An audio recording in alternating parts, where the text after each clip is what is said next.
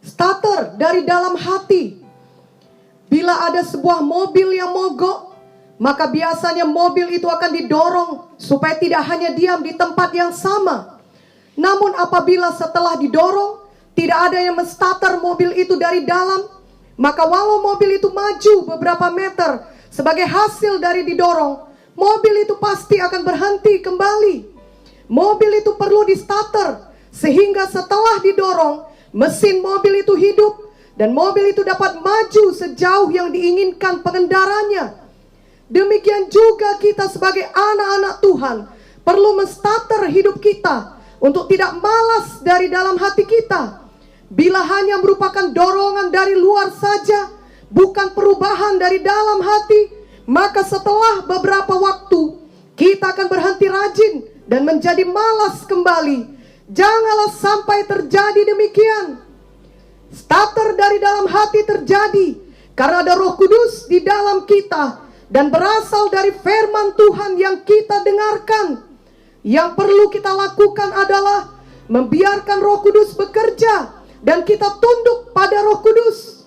Janganlah mengabaikan, bahkan menolak firman Tuhan karena kesombongan kita, melainkan terimalah dengan rendah hati firman Tuhan yang menegur dan mengajari kita. Lalu biarkanlah firman Tuhan hidup dalam hati kita dan kita praktekkan.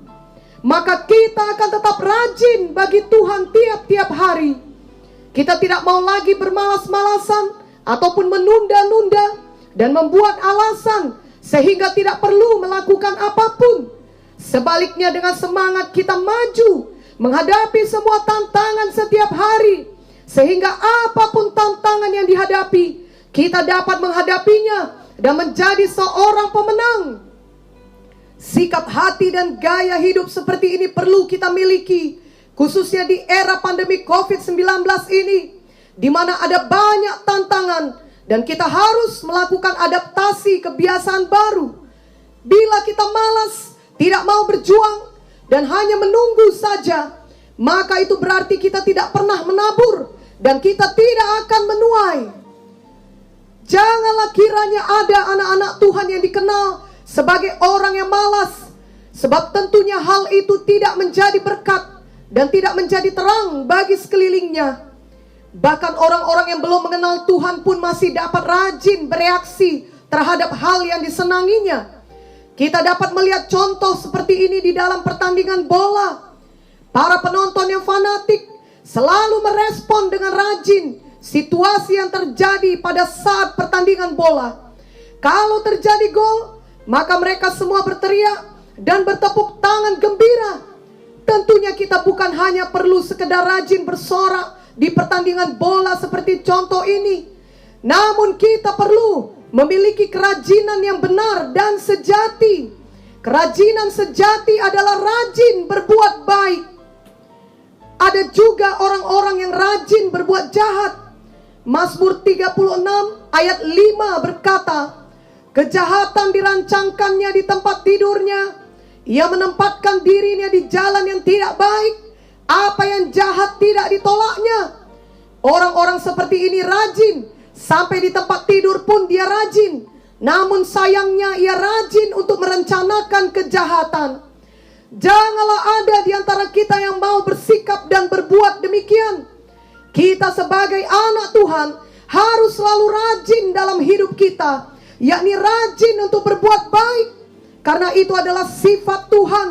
Dan memang Tuhan mau kita menjadi umatnya yang kudus dan rajin berbuat baik.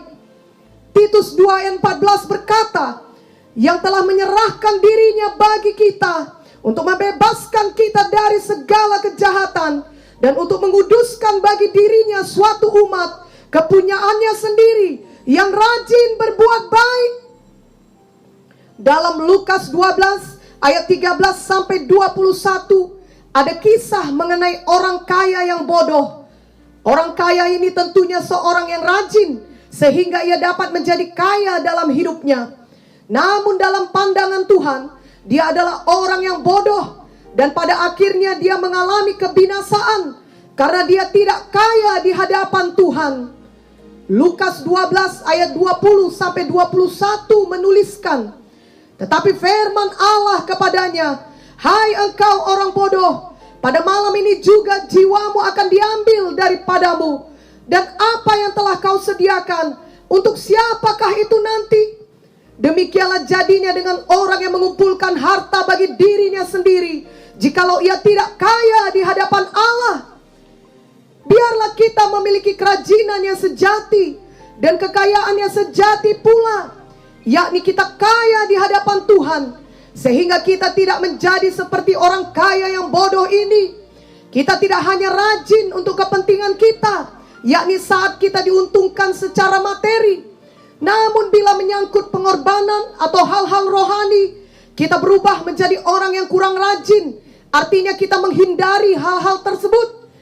Kerajinan seharusnya menjadi gaya hidup kita, dan justru kita terlebih lagi rajin untuk pelebaran kerajaan sorga, yakni untuk melayani Tuhan, melayani jiwa-jiwa, untuk berkorban bagi orang lain, untuk melakukan banyak kebajikan.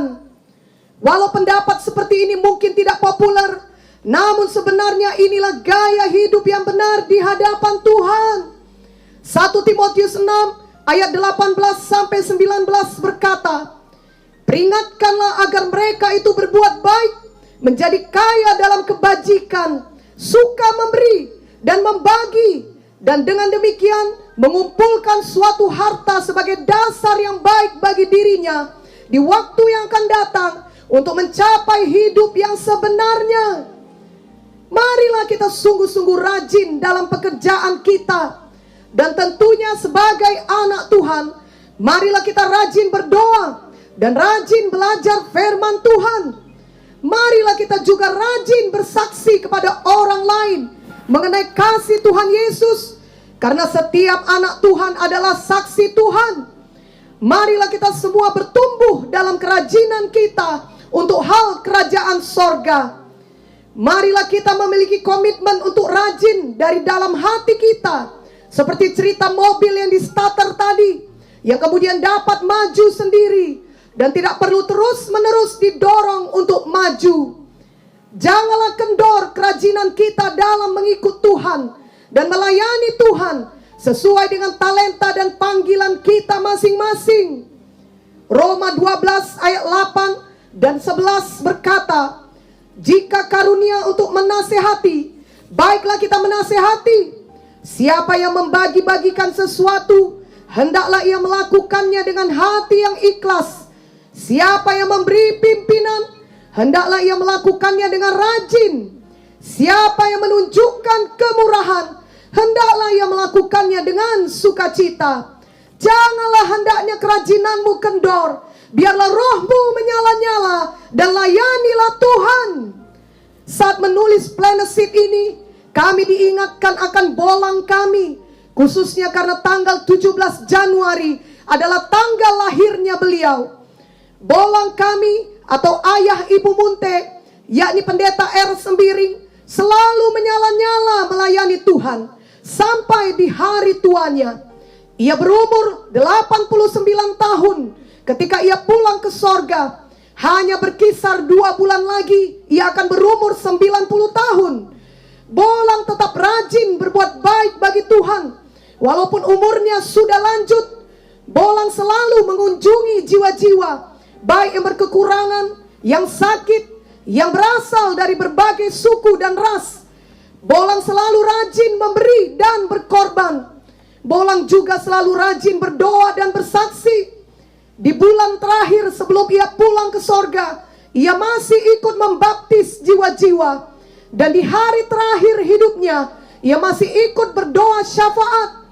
Bolang tidak kendor dalam hal kerajinannya mengikut Tuhan dan melayani Tuhan, karena ia sangat mengasihi Tuhan dengan segenap hatinya. Tak kala ia mengajar di training dasar atau mengajar di Institut Alkitab Rema, kerap kali ia berkata kepada para mahasiswa atau jiwa-jiwa yang mendengarkannya untuk selalu sorong diri, juga untuk harus selalu tahan lapar, tahan terkapar, tahan terdampar, tahan ditampar untuk melayani Tuhan. Ucapan-ucapan Bolang tersebut masih diingat oleh banyak orang, di mana ucapan itu menggambarkan gaya hidupnya yang tidak mau mundur dalam melayani Tuhan walau apapun yang terjadi. Sebenarnya tidak akan ada orang yang keberatan jika Bolang tidak berbuat banyak di hari tuanya. Orang-orang akan mengerti jika Bolang lebih banyak diam di rumah saja karena usianya sudah lanjut. Tidak akan ada orang yang berpikir bahwa Bolang adalah orang yang malas. Namun Bolang memang memiliki starter dari dalam hatinya. Firman Tuhan terus hidup di dalam hatinya dan adalah kekuatan Roh Kudus di dalam Bolang yang memampukannya untuk selalu menyala-nyala setiap hari bagi Tuhan sampai Tuhan memanggilnya pulang ke sorga. Biarlah kita dapat meneladani hidup yang demikian seperti ayat Roma 12 ayat 11 di atas. Janganlah hendaknya kerajinanmu kendor, biarlah rohmu menyala-nyala dan layanilah Tuhan. Marilah kita membaca juga Amsal 6 ayat 6 sampai 8. Hai pemalas, pergilah kepada semut, perhatikanlah lakunya dan jadilah bijak. Biarpun tidak ada pemimpinnya, pengaturnya, atau penguasanya, ia menyediakan rotinya di musim panas dan mengumpulkan makanannya pada waktu panen. Kiranya mulai hari ini, ada atau tidak ada orang yang mengawasi kita, kita tetap rajin. Ketika dipuji atau tidak dipuji, kita tetap rajin. Gaya hidup rajin kita praktekkan dalam pekerjaan kita, apalagi dalam hidup kerohanian kita. Karena itulah yang terpenting dan yang bertahan sampai kekekalan.